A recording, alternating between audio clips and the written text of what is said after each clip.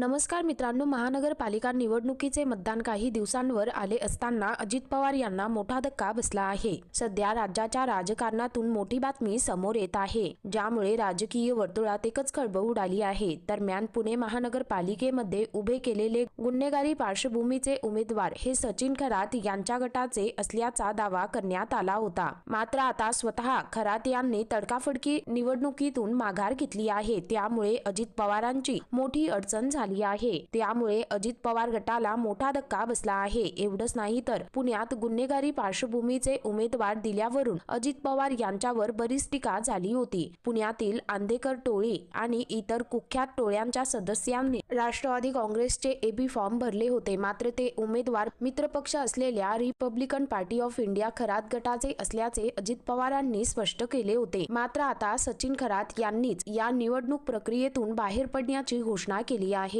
त्यांनी तडकाफडकी निवडणुकीतून माघार घेतली आहे। त्यामुळे ऐन निवडणुकीच्या पार्श्वभूमीवर पुण्यात अजित पवार गटाला मोठा धक्का बसला आहे। सचिन खरात यांच्या माघारीमुळे राजकीय वर्तुळात चर्चेला उधाण आले आहे। तर मित्रांनो, एकंदरीत संपूर्ण प्रकरण पाहता या संदर्भामध्ये तुमची काय प्रतिक्रिया आहे खाली कमेंट करून नक्की कळवा।